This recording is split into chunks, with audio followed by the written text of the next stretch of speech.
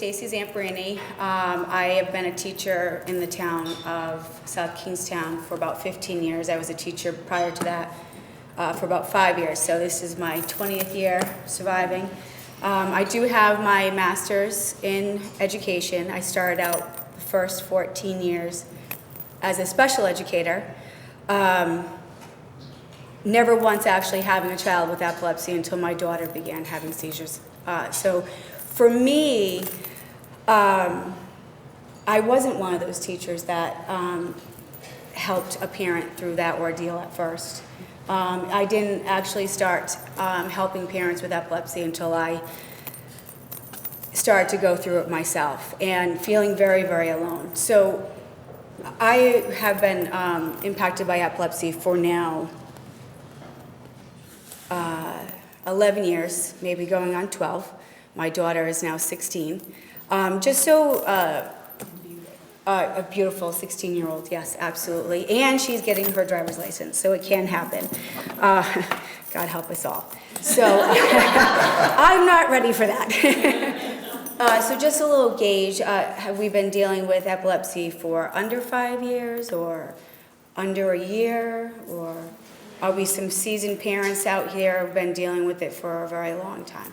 Okay, so that's good. I like to be able to gauge what I'm going to speak about. So where do we begin? Well, we have concerns about school, and we have concerns outside of school. We worry 24 hours a day.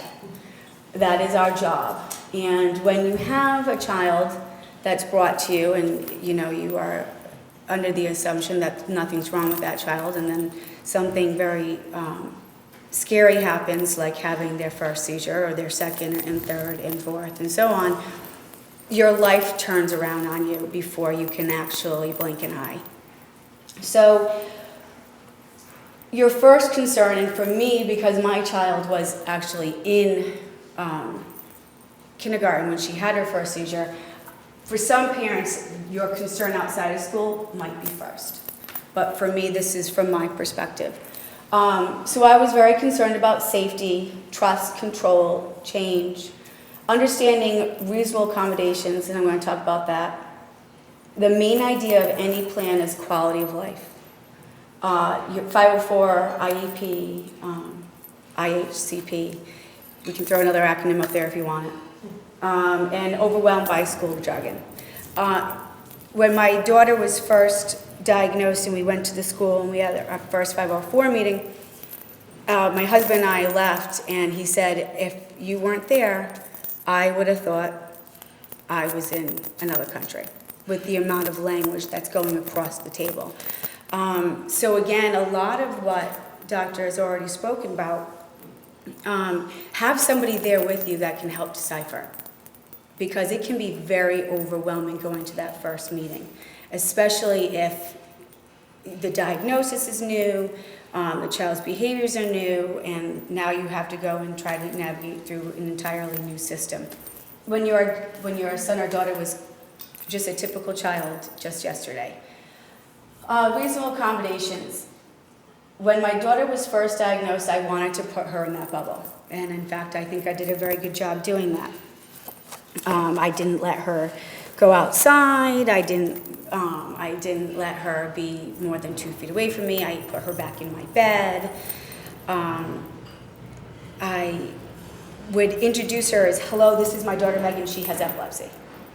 And then I realized, as then she started saying, hi, my name is Megan, I have epilepsy. And I started thinking, oh my goodness, she's identified herself with this. Like, that's all she sees of herself. So I had a lot of work to do as a parent, and I needed to stop her from, that's not who you are. You are beautiful, you are bright, you are brave. You are my hero.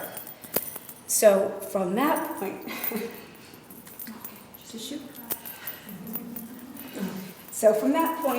we started to retrain ourselves. And that was a huge thing. So that reasonable accommodation was really important, because Megan didn't need to be ushered to the nurse. She didn't need 2 friends on either side. She didn't need to have it written down that she has a nap every single day in school. No, but she needed a nap after she had a seizure. Yes, she did need one friend to accompany her to a nurse. So as we wrote out that 504 and that individual health care plan, that's where we broke everything down. And to kind of even go through, this observation record was so important because I gave that to the teachers, and the teachers would often fill that out because I needed that data so I could bring it to the doctors. So we set up a notebook with the teachers, and they would very often, every single day, I had a form very, very similar to this in a notebook, and that was part of my plan. Now I can tell you on year 1, Megan had a binder. Now Megan has a folder. It does get better, and you start to release some of that control, and you start to give it to them. Concerns outside of school, how to teach my child to be their own advocate, and how to make time to take care of yourself. So these are kind of the points that I'm going to talk about today.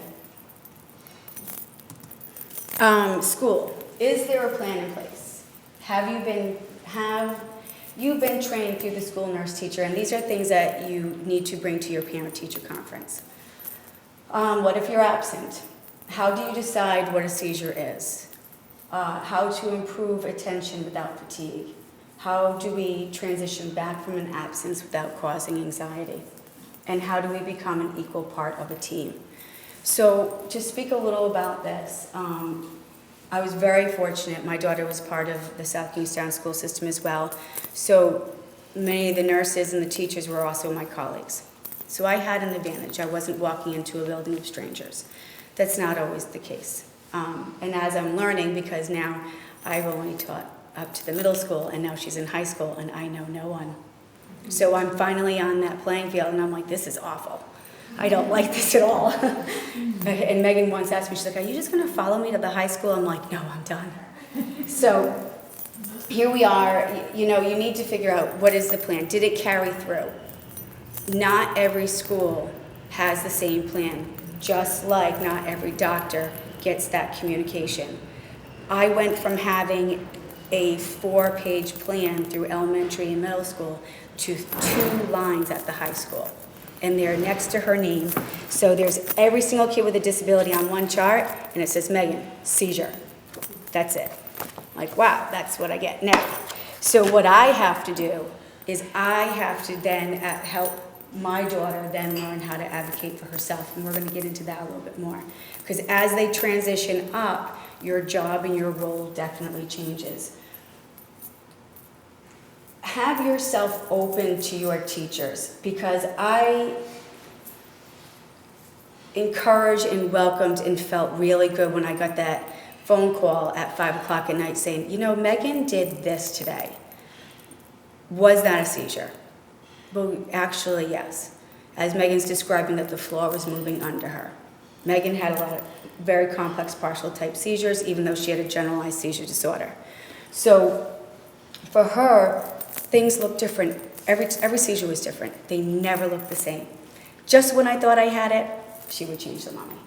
So, and with all that, she had her anxiety was just off the charts. So how can your teacher be your helper in that aspect? And this is all part of the plan. It's all part of the 504 or the IEP or that individual health care plan.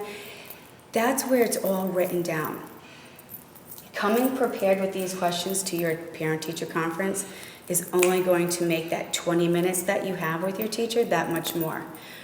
But don't be afraid to call that teacher and say, can we have a meeting? I need to sit down with you before school. I need to sit down with you after school. Please invite the nurse. They're never going to say no. I would be very surprised if they did. So how to be that co-author of that individual health care plan? Meet with each person in the team. Each school has a different plan, so don't assume. Data collection, your possible outline, name, diagnosis, history, current medications, objectives and goals, plan, contact, phone number. So don't assume. I went in with my daughter, and the 2 of us walked in to the nurse, as I always did in the beginning of the school, and I expected, let's sit down and let's have our chat. And the nurse looked at me and said, "Oh, I thought you were a student for a second. I didn't look up." And I said, "Okay, well, this is Megan, I'm her mom, and we need to talk about her health care plan." From there, she kind of broke down that she has a name and a diagnosis, and that's pretty much it. And I said, "Well, where's the rest of it?" And she said, "Well, that's up to your daughter now." And that was the clue that I needed to start a whole new system with Megan. Because Megan needed to carry her health plan with her. And she needed to give it to her teachers, and she needed to give it to the personnel around the building so that they knew who she was. Do we advertise and say, "Hi, my name is Megan and I have epilepsy now"? Not necessarily. It was done in a very personal way. And actually, one of her professors actually went into her special ed teacher and said that he's never had a child speak about them so well. So I was very pleased with that. And she was very proud of herself because, of course, her special educator told her. So she was very pleased. Objectives and goals. I love this seizure plan because that is everything that's on like the beginning part, that name, that diagnosis. The one piece of this to start that self-advocacy for your child are the objectives. Megan's plans actually say Megan will go to the nurse independently. Megan will raise her hand when she's feeling anxious. Megan will raise her hand when she feels that she has a seizure coming on. And those goals and objectives were all for her to start self-advocating. And it's a big piece of the plan that they need from grade school all the way on up. So how do you do this? So you want to teach your child about their diagnosis. After you kind of take them out of the bubble wrap, you realize that you need to teach them what is going on. And you read books with them, you have them a part of all the doctor's appointments, and you stop talking around your child at some point and you start talking with your child. And so as she's at the doctor's, I'm like, "Well, Megan, how did you feel that day?" You know, as my doctor's talking to me. It's like, "Well, Megan, what did you feel that day after you had the headache? What were you trying to explain to me?" So I started probably around when she turned 12 to edge myself out of the doctor's appointments. I was always in there, but when they directed questions at me, I then directed them back at her. And now my doctor doesn't talk to me at all, so that's fine. I'm the ride. That somewhere along the way that happened in every aspect of her life. So teach your child about their IEP and their 504 and their accommodation page. I can't stress that enough. Her epilepsy did not cause her learning challenges. However, they didn't help them. So Megan's went from a 504 plan for strictly her seizures to then having an IEP for her learning challenges that she had. Now, on her 5th, I think, reevaluation to special education, she's now diagnosed, she's now classified as other health impaired. So she's gone from learning disabled to now it's strictly under this diagnosis because now we've caught her, we've done all that we can do. This is what's predominantly causing her cognitive disorder. And that's what she classifies under. She knows that. She understands what other health impaired means. She's going to be she's a sophomore, she's going to be a junior, pretty soon she's going to be in college. She's got to be able to talk to her professors. I can't cushion this anymore. So I taught her about her health care plan. When she turned 14, by state law, they have to start coming to the IEP meetings. I invited Megan at the age of 12. Now, you do that with kindness. I had the meeting first with the teachers. I needed to know what my child needs. But then at the end, the accommodation page, when we're reviewing those things, Megan heard. Megan was there. Megan also heard, "You're doing a phenomenal job and we are all proud of you at this table." Because as I'm coming into the building and she knows that I've got the binder and I've got this and it's like, "Yep, I'm talking about you today," she knows that it's always good stuff. Teach them to stay organized. Give them the tools that they need to journal their own symptoms. And it's ironic, we're just echoing each other right now, but I started out with that binder. I've moved to the folder system now because Megan now uses her smartphone to track all of her migraines. She will track when she takes a nap. She will track if she's late taking her meds. She will track, I said, and this started probably, I want to say 8 months ago at the last doctor's appointment with our neurologist. And I said, you need to start taking this on. I can't write down every little thing for you anymore. I'm not there. I'm working. You're home from school. You have to write down when you take a nap and the duration of your nap. And she's doing it because now she's ready. She's 16. Do they grow up a little bit faster? Yes. Did her brother grow up a little bit faster? Yes. But that's what you do, and that's what family does, and that's how we support each other. Make time to take care of yourself. I have to say, as I put my daughter in the bubble wrap, I put myself in the bubble wrap. And I did everything that I possibly could to isolate, because I had no trust that there was any safety outside our four walls of our house. I knew what I can control, and I did the very best job doing that. That wasn't good for anybody. Certainly not my mental being. So what do you do to help take time for yourself? You keep your conversations with your teachers real because your time is precious too. So if you're constantly doing the circle conversation, it's time to cut that out. You know, start evaluating yourself and how you communicate your child's disability or their needs with others. Because as you cycle, you repeat, and then it's just more time away that you could be actually spending for yourself. Find positive venues to voice your worries and concerns and help you navigate through that medical and educational challenges that you have. Like I said earlier, you have a new diagnosis. Now you have to navigate through the schools. Now you have all this new stuff to learn. Finding the positive venue is the most important thing that you can do for yourself. Some people are spinners, and we know them, right? We know those people that like the drama, or, you know, everything in life is always a catastrophe. And there's a time and a place for them, and that's fine. However, pick your one-point person. And this is what I had to do for myself. I found one person that at any given time I could talk to them about anything. And it was usually that cycle conversation, but it was one person that I cycled with, and that was it. And I asked their permission. I said, may I please have you as my person? I said, because I don't want this to envelop me anymore, and I don't want, when you start talking to so many people, your children start overhearing, and then they start thinking that there's something wrong with them. So, and there's not. Epilepsy does not make them wrong. It just makes them different.